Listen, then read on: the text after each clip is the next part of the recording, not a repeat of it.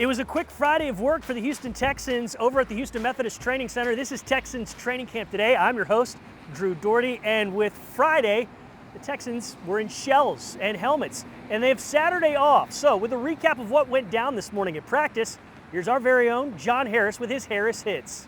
A Friday here, sweltering Houston Methodist Training Center. The Texans got to work, but today, a little different than other days.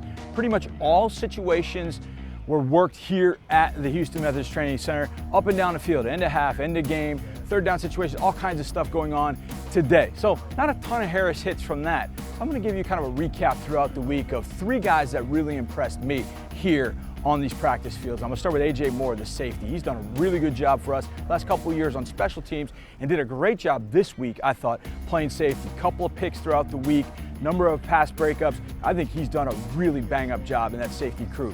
The tight ends were really good. The two Jordans, Jordan Akins and Jordan Thomas, I thought have been excellent all throughout the week. Jordan Thomas at the beginning of the week, Jordan Akins probably more so at the end of the week. But man, they have done a really good job.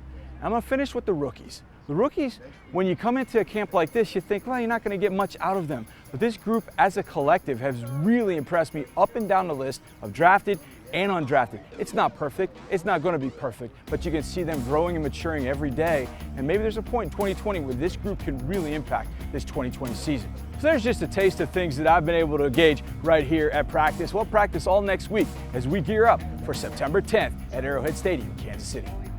Thank you very much, John, and make sure you check out his Harris Hits in the written form on HoustonTexans.com or the Houston Texans mobile app every time the good guys practice. And speaking of good guys, time to turn it over to two of them. One of them is the quarterback, Deshaun Watson, and the other is the voice of the Houston Texans, Marc Vandermeer. Those two went one-on-one, and here's what happened. Now, for years, I've asked this question of Texans. When you're in the bubble, that environment versus being on the field. Yeah, it's cooler. You're on the artificial surface. Would you rather be on the grass? But it's hot out there. So how do you like practicing in the bubble?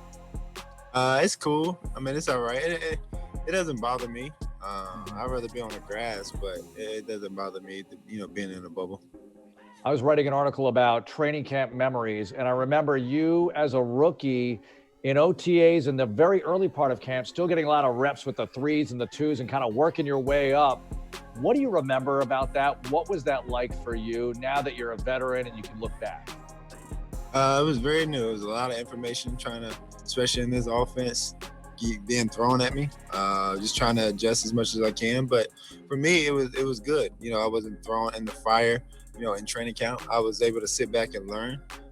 But once I was thrown in the fire, real live action, I was ready for those moments. So I was always, making sure that I prepared myself, for those moments, with the ones. But whenever I did have opportunities with the threes and twos, I took advantage of those.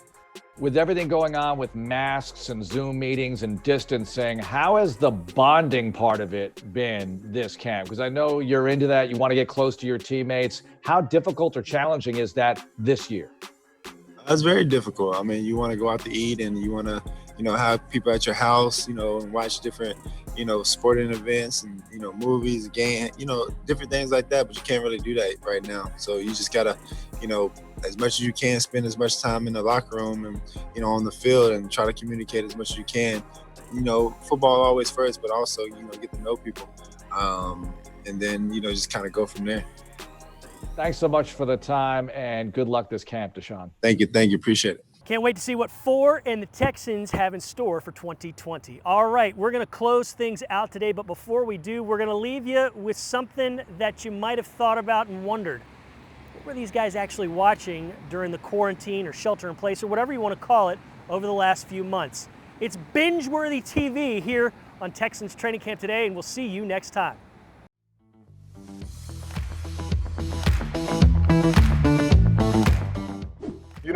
I binge watched a couple shows, actually. Well, I tried. So I started off, I went Ozarks, through a couple episodes. I didn't get out of season 1.